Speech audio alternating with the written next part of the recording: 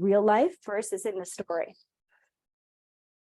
And that is called narrative transportation. So for all of these reasons and many, many others, stories can be a really powerful tool to shape perception and ultimately drive behavior change. And if you're doing storytelling to advance equity, it's also important to note that while studies have found that stories work for almost everyone, they're even more important for some communities than for others. So for example, in North America, we know that storytelling and narrative communication is particularly important in Indigenous, Blacks, and Latinx communities. Also, stories are particularly important for children and youth. So if you're trying to reach more people and reach more people in a more equitable way, using storytelling works for everybody, but also helps more effectively reach those very communities and audiences who tend to be less well served by our mainstream communication channels. Now, as part of this, I'll just recognize that it's always about what I talk about is head and heart. Lots of other people talk about that too, but it's important that what we think about here is that hybrid messages that work, that integrate both storytelling with statistical evidence, can be particularly impactful for some audiences. So that's also a little bit how I'm sharing information today, right? I've told you stories about myself. I've also shared some data. Combining the two is really effective, especially if you're thinking about what your audience needs. Okay, let's go to the next slide. All right. So, if we know that stories are powerful, and we also know that stories have bias, so they're wondrous, but they can be dangerous, what do we do about it? We have to start by understanding our own positionality. And this is one thing that you can do in particular if you've taken unconscious bias training to build on top of that. So here's what I'd love for you to do. If you're able to, and you have a piece of paper, I'd love for you to pull out a piece of paper and draw a circle on it with a bunch of petals around it. Draw a bit of a flower. I'm going to describe for you what this exercise is. And I didn't make it up. It's from We Rise Toolkit, and the link is there on the page. So on the screen, there's a picture of it's like a flower with a yellow circle in the middle, white petals around it, and black outside of that. And they have different titles on it that I'm going to talk through. So how do we understand our own power? One of the ways is to understand the way that we as individuals exist within different systems of power and privilege. I've identified some here on the screen. First, one of the systems of power, one of the areas of identity that interfaces with power and privilege is gender expression and identity. We can see that at the top of the flower. In the current systems that we work in right now, cisgender, the identity that is seen as being more, receiving more privilege is cisgender men. The next one down is race, and certainly in a white supremacist culture, of course, white identities have more power within our existing systems. So I've put white outside and race in the middle. Next one down is ability, right? So currently in our system, it's a very ableist system. So in terms of which identity has more power, it would be non-disabled people. Next, there is country of birth. Currently in Canada, certainly if you've been born in Canada, you will be privileged because of your place of birth. Next up is religion. In our current system, all you need to do is take a look at the statutory holidays to know that the Christian religion is one that is given more privilege within our society than others. Although also atheist is certainly, you could also replace that with atheist. And next is sexual orientation. So our current systems really uphold and benefit people who are straight. So hopefully you've drawn a little flower on a piece of paper in front of you. What I'd like you to do is put your name in that middle circle if you're able to, and then think about if you're considering if you're considering these different systems of power that we work within, how does your own identity relate to those systems of power? So what position, if you're coming into a space as a communicator, as a storyteller, how does your identity work with the systems of privilege and power around you? Let me give you an example of how it can work, okay? So, as I said at the front end, my name is Sarah. I'm a white cisgendered woman. Okay, so let's go through it and talk about how this works, right? So in terms of gender identity and expression, at the top part, I'm a cisgendered woman. So as somebody who's a cisgendered woman, I might experience some elements of gender discrimination. I mentioned that in my anecdote based on my status as a woman. But honestly, as a cisgendered woman, I've got a lot more power and privilege than many other folks, depending on their gender expression, including, for example, people who are transgendered. Important to recognize today on the Transgender Day of Visibility. Next is race. So I'm white. I'm about as white as you can get. So there's a lot of privilege and power just existing within my body in a white supremacist culture. In terms of ability, I mentioned at the top that I do live with disability.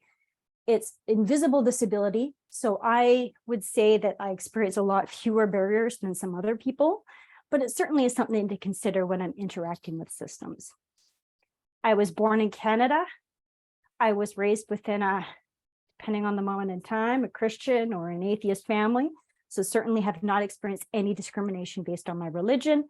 And in terms of sexual orientation, I am in a straight relationship. I'm married to a man. So that brings a lot of privilege as well.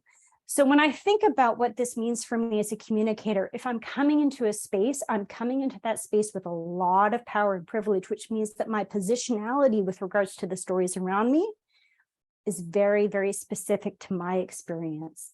And we need to consider that when we're engaging with stories, because I bring that power and privilege into any time that I interact with a story. And so I think it's really important for us as communicators to think about this. These are some questions that you can think about, and I'll also pop them into the chat because they're super helpful just to consider. And these are you can find these on the website as well. You know, how many of your personal characteristics are different from the dominant identities in your workplace? How many of your personal characteristics are different from the dominant identities? Oh, this is educators and students, but from the people that you serve. What does this say about your own power? And then ultimately, how can you turn your own power and privilege into action? So if you're engaging with stories about clients that you serve or members of the public that your organization serves, it's really important to think about this and bring this lens in. And it's a lot of really personal work. Let's go to the next slide so I can tell you a little bit about how you can put this into action. Okay, so here's the key thing. And if you take one thing away from this, from today, I want you to take this away. You need to recognize that if we're using stories, we need to know these are not our stories. They're not the stories of us. They're the stories always belong to the people that they emerge from. Okay, so on the slide is a photo of two older white people. They're hugging, they're in a garden. They were featured in a BC Housing Story, and it has the words storytelling guidelines, and then a few different areas that I'm going to touch on. So how do you do this if you work in an organization? It's great for me to say, hey, listen, stories work. You need to understand your own position. You need to understand the organization that you're in. How do you actually make this work in reality? Right? So one of the things that I really have found really useful is to develop storytelling guidelines within your organization. And you're going to need to recognize that these storytelling guidelines will evolve over time, they will change over time, but to have something to guide how you tell stories is really, really crucial. Here's a few areas that I've found are really helpful for me to be able to get to that space where I recognize that I'm helping to tell stories, but they're not my stories. And I want to create a little bit of space for other voices to emerge, and voices to emerge that are coming from identities that are different from mine. Okay, the first is I've written down as true consent. So how many of you have been part of an organization where you have to get a written consent form? Probably everybody. Can you read it? It's written by like a legal team. Oh my goodness, I can't understand the thing. And I am married to a lawyer. Okay, so it's important that you think about what consent looks like. In particular, if you're working with someone who's not part of dominant communities, who is not part, who's, is not part of the communities for whom the legal system exists for, right? So how do you make that consent real? You need to think about who's talking to the person, who's explaining to them. How are you actually explaining if they need to sign a form? How are you explaining that to them? One option that you can do is you can actually have a plain language version of a form that goes along with it. Then when you have the person sign a consent form, you can actually have somebody that they trust and that they know. Probably not from the communications team. It's probably someone who works with that individual on a regular basis, who actually sits down and helps people understand what does that mean. Which comes to the next one around being trauma informed. If you are working with communities that experience marginalization, you need to understand the impact of trauma. One of the impacts of different forms of marginalization, of colonialism, of racism, is the impact that has on folks in terms of trauma. So if you come in and they don't know who you are, and you're speaking to them fast, like I tend to do, using a lot of big words, it makes it very difficult for someone to understand what it means to have their story shared. The next one that I put on the list is revocable. And this is the one I think we might have some folks here who've had experience with the provincial government. This one completely confuses GCPE, but I think that they get it now, is that you need to allow people to revoke their consent. So let's say someone says, yeah, I want to share my story. And then they maybe change their mind. Their life has changed. A few years later, they don't want their story on the website anymore. They have to be able to revoke it. Now, we all understand as communicators that once your story is out there in the world, it's out there in the world, very difficult to fully erase it. But at the very least, you need to give folks the ability to, for example, ask for you to remove, if you have a video, remove it from your YouTube channel, that type of thing.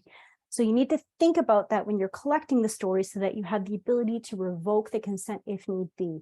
What I would say is this almost never happens, but it's an important part of the process.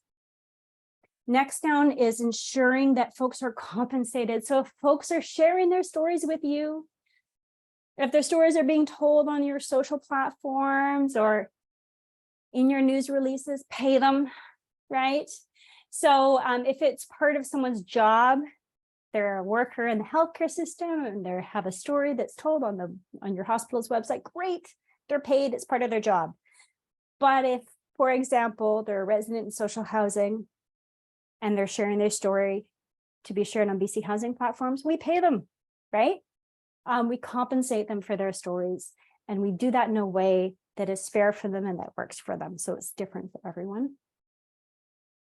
Next, I'd say is just to consider, how do you make your stories accessible to the people in the communities whose stories are being told? This might be translation, or it could be also as simple as if folks don't have access to a social media platform that you've posted stories on, printing out hard copies and distributing it to folks. But just think about if someone's story is being told, how do you make sure that they can actually see that story? And finally, this one is super crucial. You need to find ways for your storytelling to benefit the people whose stories are being told. And let's be honest, as communications professionals, we're not generally speaking, we're not telling stories because we think it's super fun only, although maybe we think that, but we're telling stories and we're using storytelling usually to advance corporate priorities, business interests, organizational goals. And so ultimately, what you want to find with any story is a way to tell a story in a way that benefits the organization and your communications goals, while also benefiting the person or the community whose story is being told. And this is the most challenging to do, but if you can find a way to do it well, it's amazing. It's amazingly powerful. Okay, let's go to the next slide. That's my last one. We're going to be on track for some questions. Okay, so on the slide, this is a photo of Tony from Stephen Village, BC Housing Building, and there's the words "thank you." He's a Black man. He's got his arms crossed and he's smiling at the camera. Before we take questions, I want to tell you a little bit about Tony, and as an example of how storytelling can work.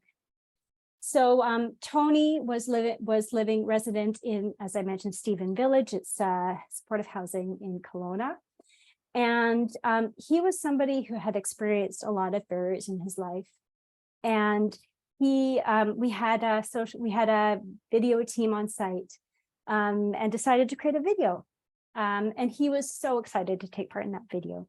So we worked with outreach staff and staff on site who had relationships with Stephen to help have that conversation with him about participating in the video and what that would look like, what it would mean to tell his story on our social media platforms.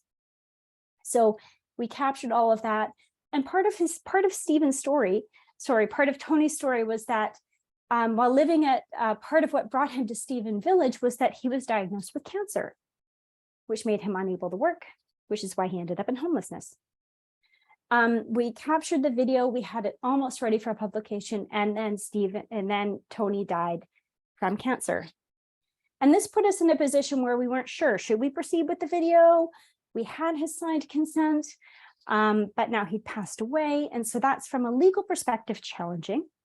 And so what we did is we reached out to Stephen's next of kin, Tony's next of kin. So Tony's next of kin told us that he had been sharing with his family shortly before he died just how proud he was of the video. And that the video, it was the first time that he felt, in many years, that he felt really respected, and that he was able to tell his story in his own way. And he really saw that video as being part of his legacy. So with that, what we decided to do was to go ahead and publish the video, and we dedicated it to Tony. So I would say, just in closing, these guidelines are really, really important, because in a moment like that where we weren't sure what to do, we went back to our guidelines and we used that to really chart our path forward. And in particular, to focus on that goal of recognizing it's not our story to tell. We are doing it as part of something to advance the interests of BC housing. But how do we do that in a way that also is true to the interests of Tony? Okay, I think I'm just at time there, so I'm going to pause and we can go to questions. Thanks, Sarah. I'm going to manage our questions for us. So if you have any, pop them in the chat, and then I'll read them out and try to manage them so that Sarah doesn't have to read the chat. And while we're waiting for some of those to come in, I had a question while you were speaking, Sarah, and it's for many of us who work in organizations, budget is something we always have to have an eye to. And I was just curious about your experiences or your advice around the idea of compensating the folks that you are doing the storytelling with, and really more about that, convincing whoever it is that you have to convince at leadership that should be part of the budget or something. Like, is that a tough sell sometimes, and just what your experience may have been, and like what works in order to convince them? I mean, a great question. And I would also say this is why it's really important to have the guidelines approved, because then you just make it part of the deal, right?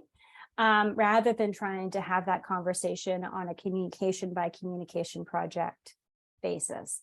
If you're asked to launch, to have an announcement for Tuesday and to bring along a validator, and it's Friday, and you're starting to have the conversation about compensation, it's probably too late. And not necessarily even from a budget perspective, just from a logistics perspective and getting the right approvals. So that's part of the reason why I found having those guidelines is really, really useful, because then what we can say is, here's our budget for the event.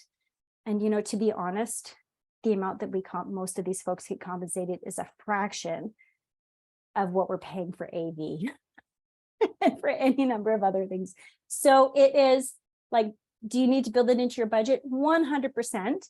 The other thing is I would encourage is just to think about what that compensation looks like. So for example, at BC Housing, I've got a pretty big budget. I mean, like I mentioned at the beginning, our total budget for the commission is over $2 billion a year. So certainly the budget for my branch is more than what many nonprofits have for an entire organization, full transparency, right?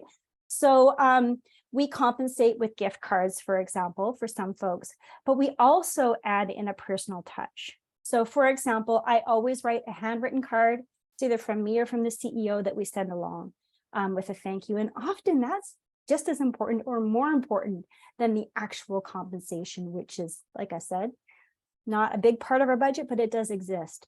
So it's just a way of actually recognizing for a lot of these folks, if it's not part of their job and they're sharing their story with you, there's emotional labor, there's expertise. It's a lot. It's a lot. And so how do you actually recognize that in a way that feels real and really makes people understand that you really appreciate what they're giving you? So what I hear you saying is instead of trying to pitch this as a one-off, just really stand back and decide that you want to make a commitment as a communications person, as a human in your department, and start to get the approval and the support internally that way. Absolutely. So our storytelling guidelines at BC Housing were actually approved by our Board of Commissioners. So what this means, for example, is if we get asked, as happens very often, that we're going, the Minister of Housing is going to have an announcement on X. Please bring us 3 validators. And say, yes, we can do it. And here's what it looks like. We're going to compensate them, and that will come from BC Housing's budget, not a problem. But we're going to require you to, commit that consent can be revoked. We're going to require all of these things. And these are our guidelines. And this is what we require if we're going to be bringing somebody into this space to tell their story. It's usually more of a challenge, to be honest, when we're working with those faster moving communications tactics and strategies like media announcements than it is with some of our longer lead storytelling pieces where we can take more time to talk it through. So it's usually gets more challenging. And in those situations, we really having that approved guidelines and being able to put it right in front of everyone at the front end really helps facilitate the conversation. We have a question here from Michelle, who is thanking you. It was very insightful, and wanting to know a little bit more about the trauma-informed element of the story guideline. If you could just speak to that a little bit more. Yeah, I mean, first of all, full disclosure, I'm not an expert on trauma-informed practices. So I recognize that right off the front end. But one example to make it really tangible is we do a lot of work at BC Housing telling the stories of folks who are experiencing homelessness, for example, or moving into supportive housing. I would never walk into an encampment and start walking around asking people to tell me their stories, right? I visit encampments not infrequently as part of my job, but I'm not then bursting into people's tents and asking them to divulge their story to me. I could maybe do that with you, Tatiana. We might meet at a conference and be like, hey, and connect over, each grab a coffee and just be sitting there and talking with each other. But if I'm asking you to share your life story with me, it's less likely that process is going to bring up trauma for you. However, if I come into a space like an encampment, if I understand the power and the privilege that I'm bringing into that conversation, it's not equal, right? So I can't come into a space like that and ask somebody to share a story with me without causing them to have a trauma response, without risking that at the very least. So part of what we do is we think about, who does this person have a relationship with? Who do they trust? Who can they share their story with in a way where if they want to have that conversation, they're going to have a conversation and they can have it in a space that's more safe than if it were with me, right? And so that's really, trauma-informed is going to look different depending on the populations that you work with. It's going to be very different, for example, if you're working with children and youth than it will if you're working with adults. Very different if you're dealing with folks who've got mental illness and addiction than it is perhaps if you're dealing with seniors or elders. different with immigrants or in refugees than it would be maybe with Canadian born. So I think it's really important just to understand the different situations that folks are coming from. And if you have access to people who have that training around trauma, reach out to them and get that advice at the front end.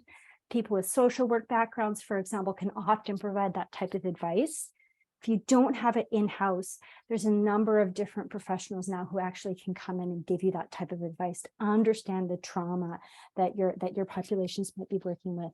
And if you work with if you think you work with an organization where nobody around you is experiencing trauma, I'd also encourage you just to take a step back because it just looks different, and it's different for every organization, but it's unlikely to not impact you in one way or another. Did that answer your question, Michelle? Yeah. Yes, thank you very much. Yeah, brilliant. Thank you. Sarah, are your guidelines something that is internal only, or are they shared externally on your website for transparency? And I ask, full disclosure, for can people use yours? That's a great question. They are internal only because they're living. It's a living document. Fair. Right. So part of what we do, and this is, when we talk about learning, the first cut of these storytelling guidelines, there were some significant gaps that we learned about when we kind of pressure tested it, right, and put some stories out and learned that we had some gaps.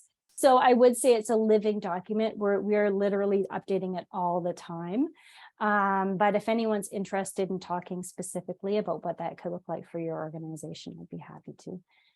What I would say is that all of those points on the slide I shared, and I'd be happy to share the deck if that's useful, all of those are essentially like the categories that we have, and then we specify specifically what it means for BCS.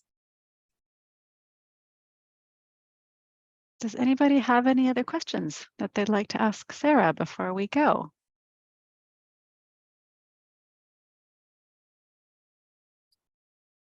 No? Okay. Well, I wanted to thank you so much, Sarah. This was really, really great. I think it was a lot of learning for all of us and a lot of things for us to think about.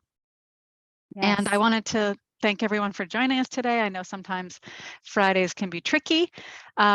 A few things that I wanted to mention from CPRS Vancouver Island. We have a couple in-person events coming up for the local folks on the call. Sorry, those of you who aren't, feel free to travel to Victoria if you wish. On Friday, April the 28th, we have a lunchtime event where we're going to be visiting Czech TV and CBC newsrooms. So we haven't done anything like that in quite some time. So we're going to have that. And our AGM is on Tuesday, June the 12th. So you can watch our social channels for that.